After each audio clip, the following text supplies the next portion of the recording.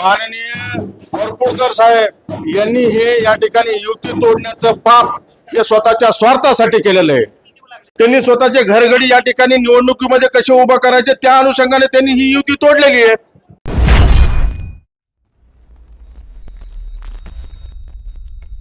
आता नेमकं सांगायला झालं तर मी आता या ठिकाणी नेमकं बऱ्याचशा या ठिकाणी आम्ही माननीय बावनकुळे साहेबांच्या या ठिकाणी शब्दाला मान ठेवला, पण भारतीय जनता पार्टीच्या नेत्यांनी आणि भारतीय जनता पार्टीच्या कार्यकर्त्यांनी बावनकुळे साहेबाचा मान ठेवला नाहीये।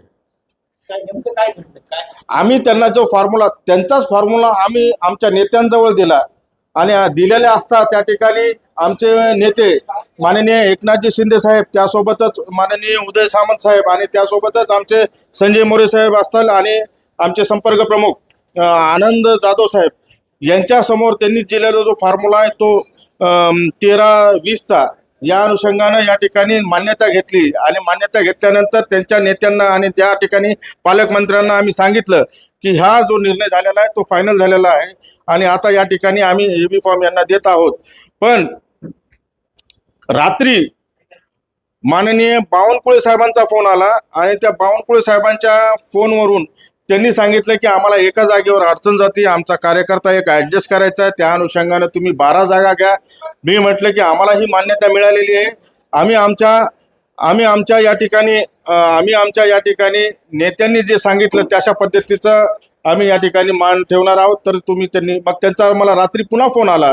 रात्री फोन आल्यानंतर त्यांनी व्हॉट्सअपच्या ऑडिओ कॉलवर माननीय बावनकुळे साहेबांनी आमचे नेते माननीय नामदार एकनाथजी शिंदे साहेब यांना कॉन्फरन्सवर घेतलं आणि त्यांनी जी विनंती केलेली होती त्या विनंतीला आम्ही मान ठेवला।